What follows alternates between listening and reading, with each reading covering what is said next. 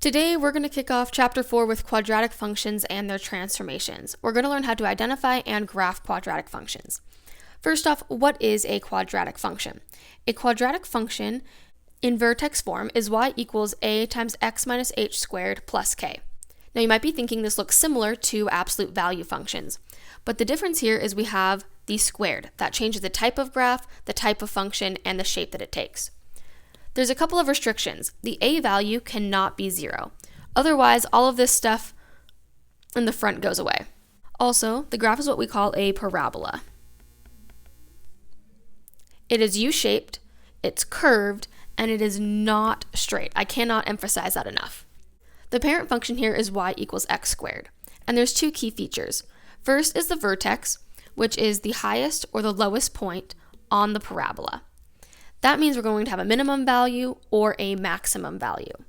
Looking at our graph, the vertex is right here at the bottom. Since the graph opens up, this would be our low point or our minimum. Now, if we look at the table, take a second and look at the x values and see how they compare to the y values. You should notice that if we have opposite x values, like -3 and +3, they give out the same y value of 9. Same thing, if we have -2 and +2, they both give out the y value of 4. That's because quadratic functions have an axis of symmetry. The axis of symmetry divides the parabola into mirror images, and it passes through the vertex. What that looks like is a vertical line that goes through the vertex, and we write the equation of this line as x equals whatever the x coordinate is of the vertex. In this case, it is 0. This is really nice because if we know a point on one side, to find the other point, we just need to go over the same number of places from the axis of symmetry. So here we'd go over 1. But for this point, we'd have to go over 2 places from the axis of symmetry to get the second point. Same thing up here. So at this point, well, it took 3 places to get to the axis of symmetry, so you need to go 3 more places to get to the symmetric point. Next, to take a look at the domain and the range. Remember, domain is your x values. If we look at how this graph continues to move up and both left and right, that means we can plug in any number on the x-axis.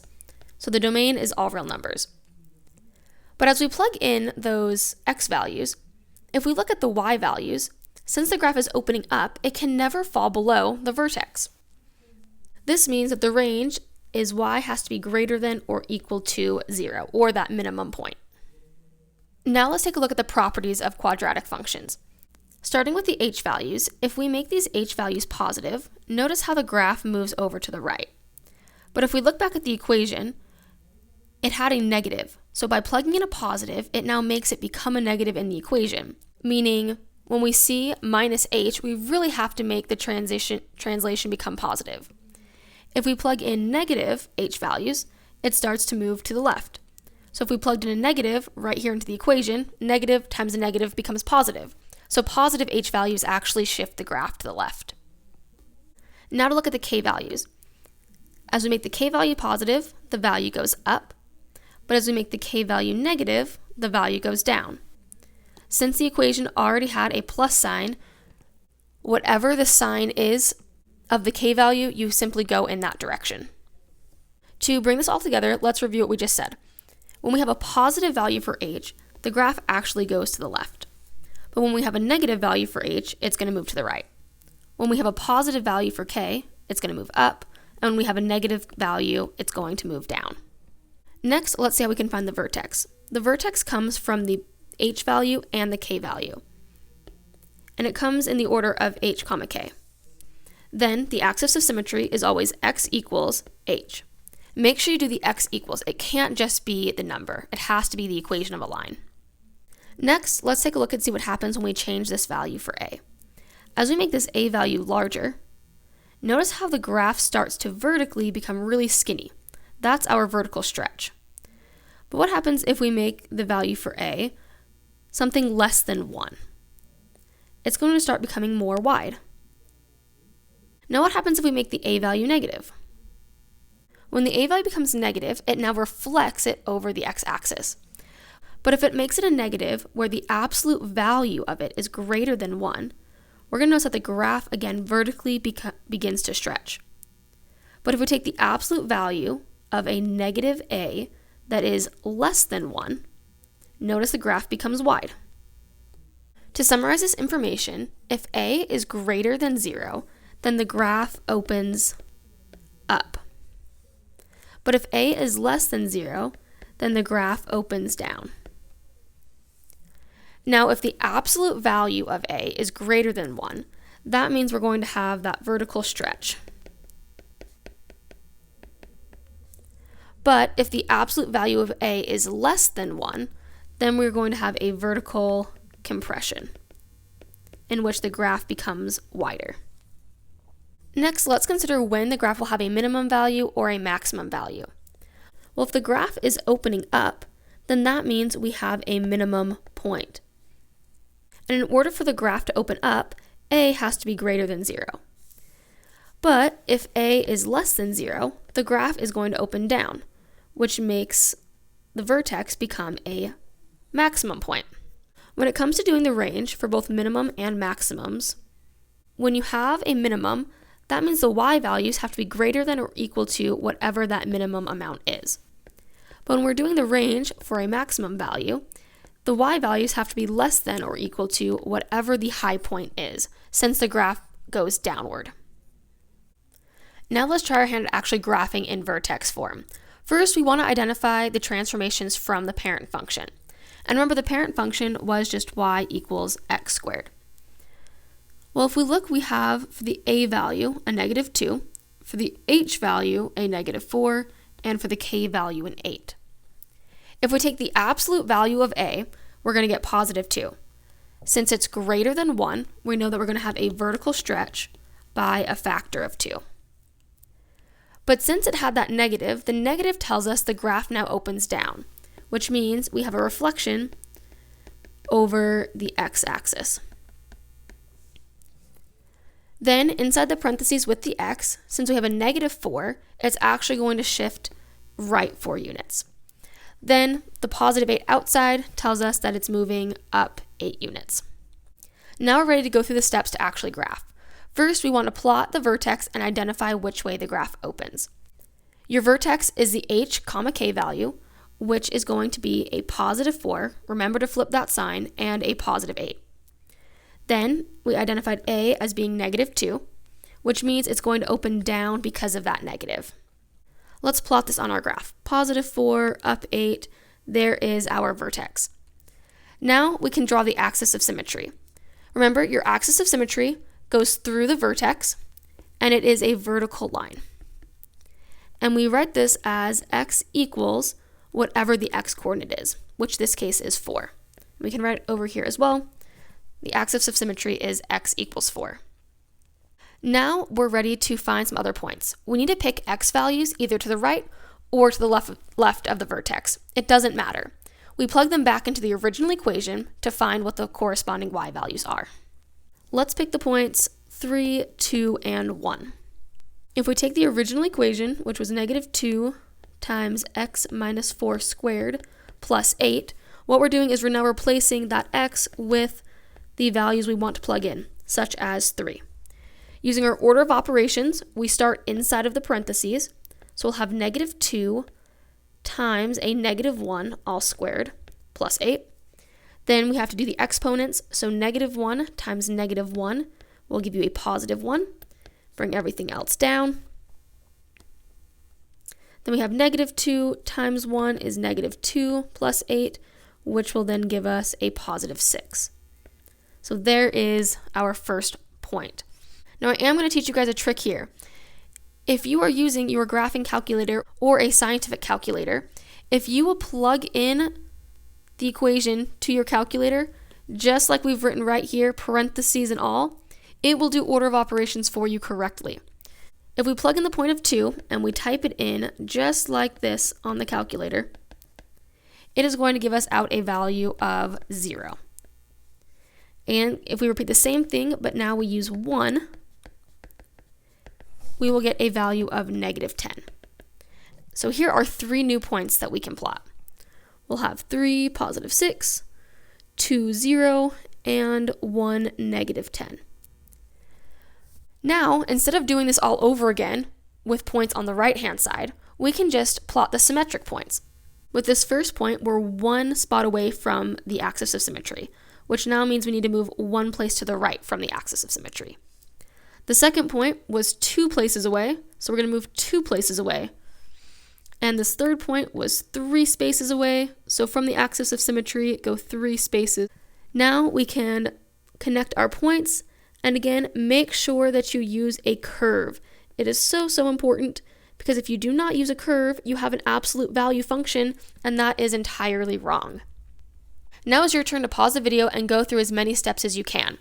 Once you've done as much as you can, if you need a second example, I'll work through the steps here. But if you get it right on your own, you're ready to move on to the next example.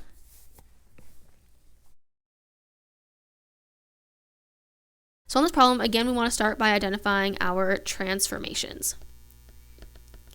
And if we identify our A, our H, and our K, we have an A value that really is a 1.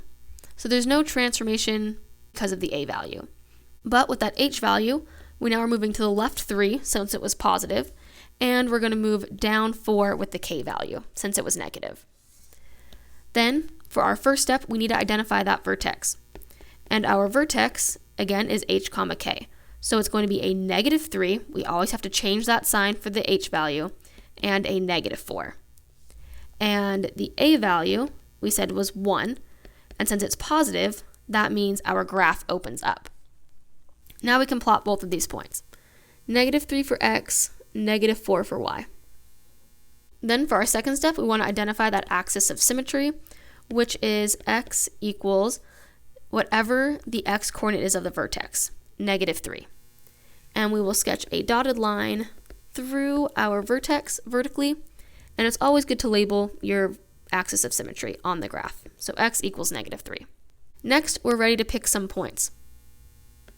Let's pick negative 2, negative 1, and 0. Again, if we're using order of operations, we want to take the original equation, y equals x plus 3 squared minus 4, but we're now going to replace the x value with the desired one, and we're starting off with negative 2. Order of operations tells us to do negative 2 plus 3 first, which gives us positive 1 squared minus 4, which is 1 minus 4, which is negative 3. We could repeat the same process, but plugging in 0 and negative 1 instead of negative 2. And this will give you the values of 0 and 5. Now we're ready to plot these on our graph. We have negative 2, negative 3, negative 1, 0, and 0, 5.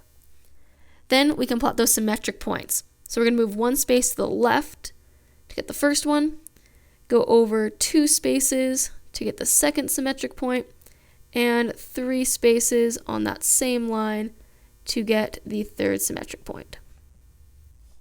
Now we can connect our points with a nice curve shape, and here is the graph of the quadratic function. Now let's talk about a few more details of vertex form. First thing is we do want to identify what is our A, the H, and the K. So we can easily identify our vertex now as being a positive 4, since we're flipping that sign, and a negative 2. That means the axis of symmetry has to be x equals a positive 4. Now to figure out the minimum or maximum, it can be helpful to sketch a quick little graph. We know that our vertex is at 4 for x and negative 2 for y. Then, looking at that A value, we said that A is less than 0. When it's less than 0, that tells us that the graph opens down, since it was reflected over the x-axis. Since it opens down, we now have a maximum point. Then, to find the domain, all quadratic functions have a domain of all real numbers. We can plug in any number for x and we will get out a number that works. But the range is what changes. If we divide the graph up at the vertex horizontally, the y values never fall in this region above negative 2, but they do fall in this region below negative 2, which tells us that y has to be less than or equal to negative 2. Go ahead and give that next one a try on your own.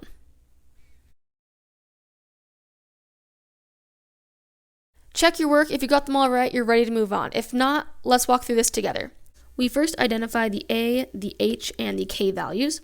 So that vertex is going to now be a negative 2.5, since we flip the sign, and a positive 1, which means the axis of symmetry is x equals negative 2.5. Then if we draw a quick little sketch of our graph, we are at negative 2.5 for x and positive 1 for y. And we can look at the a value to find if we have a minimum or a maximum. Since a is greater than 0, that tells us the graph is going to be opening upwards. And when it opens upwards, we have a minimum point. Then the domain is going to be all real numbers, like all quadratic functions are. But the range, if we divide the graph up at the vertex, we cannot have any y values that are less than 1, but we can have all of the y values that are greater than 1. So y has to be greater than or equal to positive 1. You've hit the halfway point of the video, so go ahead and write a quick little summary of what you think were key points or key facts that you're going to need to remember when solving problems with this lesson. Next, we're going to take a look at how to write a quadratic function in vertex form. If we're going to do that, we obviously need to know the vertex, but we also need to know one other point so we can solve for the a value. Remember, your vertex is a minimum or a maximum. In this case, we have a maximum at 1, 4. Then we have another point, which is given to us, which is 5, 0. Remember, the vertex really gives you your h and your k value, and the other point will then give you the x and the y value. So now we're ready for step number 2, where we're going to plug those in to vertex form. We'll plug in 0 for y is equal to a, the unknown, times our x, which was 5, minus h, which is 1, all squared, plus 4 for k. Then we can use order of operations. 5 minus 1 will give us 4 squared, plus 4. We'll subtract 4 to both sides. So negative 4 equals, then we can do our exponent, which will give us 16a. Divide both sides by 16, which leaves us with a fraction to reduce, which is negative 1/4 is equal to a. But we can't just stop there. We need to make sure we plug it back into vertex form. So now we'll have y equals a, which we just found is negative 1/4, times x minus h, which is 1. Remember to make the squared for the quadratic, plus 4 for k, and there is the equation of the parabola in vertex form. Now it's your turn to try. Go as far as you can, come back and check your work. If you didn't get it right, then you can watch the explanation to follow. First thing again, we want to find our vertex, which this time we have a minimum at 4, negative 1. Then we can use another point, such as 5, 3. Then we have our h and our k value, the x and the y value, and we can plug these into vertex form. So 3 equals a times x, which is 5, minus h, which is 4, all squared, minus 1 for k. Start inside the parentheses, so we'll have a times 1 squared minus 1, add 1 to both sides, and 4 is equal to a. Because remember, 1 squared is just 1. Now we can plug this into vertex form, so y will equal 4 for a times x minus 4 for h. Remember that's squared, so we know it's a parabola, minus 1 for k from that vertex, and there is the equation of the parabola in vertex form.